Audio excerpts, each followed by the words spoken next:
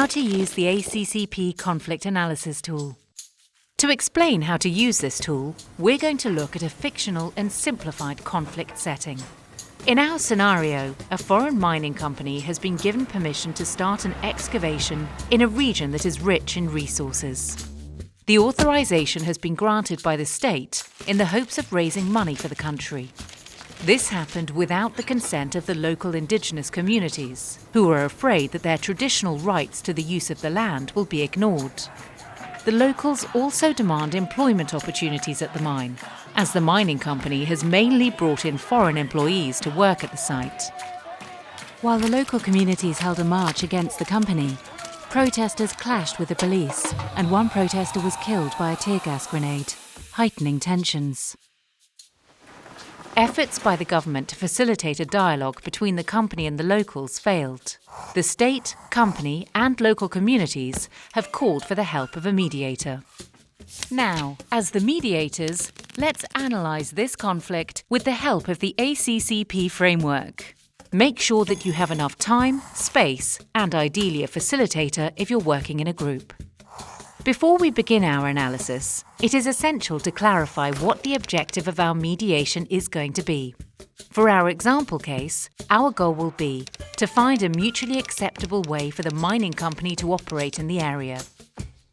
After setting the objective, the first step in doing an ACCP analysis is to lay things out flat by mapping 4 baskets of information about the conflict: actors, content, context, and process. At this stage, it is better to have too much than too little information, so be as detailed as you can.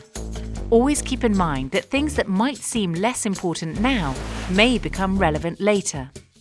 You want to end up with a simple but comprehensive overview to which you must always come back and revise as needed. Now, let's have a look at the 4 different baskets and how to fill them. Actors. Who is involved in the conflict? Identify all the actors that are involved in and are affected by the conflict. Mapping the actors will later help you decide who needs to be part of the mediation process in order to reach its objectives. Don't forget to include yourself as the mediator. Content. What is the conflict about? Identify the issues people are fighting about.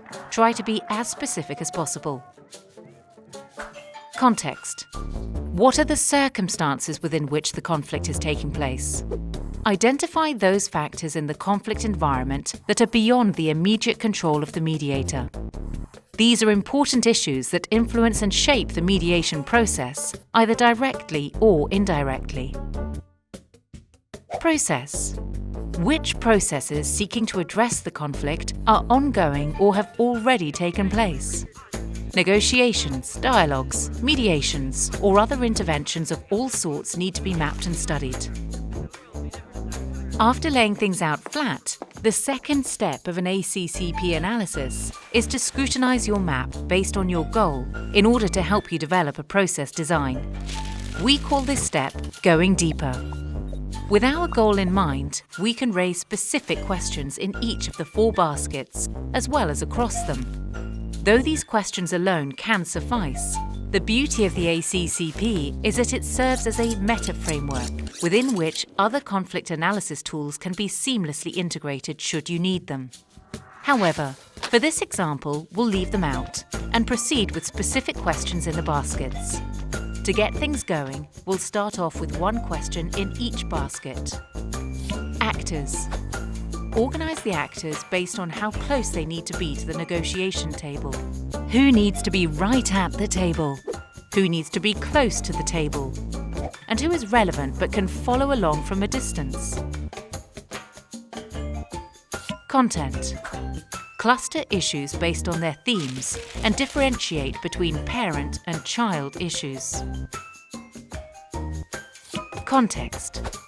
Create a timeline of the events and try to find patterns. Are there any opportunities that could advance mediation efforts? And are there any risks that might affect the process? Process. What worked and what didn't in the previous processes? Remember to ask questions that cut across the baskets to analyse the interactions between them. Even though we've now worked on all the baskets, the analysis is far from over, since the ACCP dashboard needs to be updated and re-evaluated constantly as the conflict and mediation evolve. Let's say the objective changes due to new circumstances. The new objective will affect the contents of each basket, the relations between them, and their importance for the mediation process. That's why it's necessary to jump back and forth between the baskets and continuously add, change, and/or refine them. Now you are able to navigate the ACCP dashboard to help you design and conduct a mediation process. Please be aware that this video just scratches the surface and serves only as an overview or a refresher. You should not use an ACCP analysis in the field solely with the information gathered in this film. For more information on ACCP and mediation, contact the Master of Advanced Studies, ETH Mediation in Peace Processes program at the following links.